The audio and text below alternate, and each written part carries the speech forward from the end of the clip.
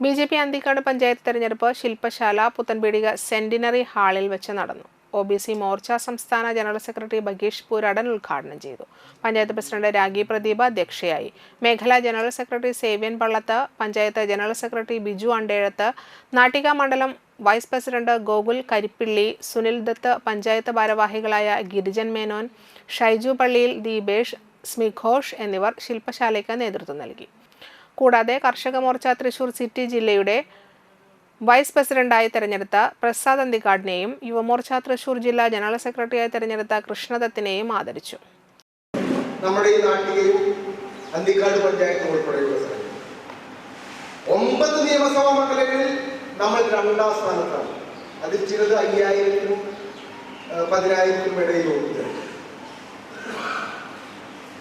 വലിയ രീതിയിലുള്ള ഒരു മനപരിവർത്തനം, രാഹുൽ ഗാന്ധിയുടെ ഭാഷയിൽ വോട്ട് സ്റ്റോറി.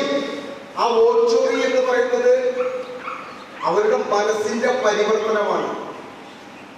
ഒരാഴ്ചക്കാലം മുഴുവൻ കമ്മ്യൂണിസ്റ്റ് പാർട്ടിക്കും കോൺഗ്രസിനും വേണ്ടി കൊടികുത്തുവാനും പോസ്റ്റർ ഒട്ടിക്കാനും പ്രകടനം നടത്തുവാനും പോയിട്ട് ഞങ്ങളുടെ ജീവിതത്തിൽ ഒരു മാറ്റമുണ്ടായില്ല എന്നുള്ള ആ ദുഃഖകരമായിട്ടുള്ള സത്യം സാധാരണക്കാരായിട്ടുള്ള ജനങ്ങൾ മനസ്സിലാക്കി.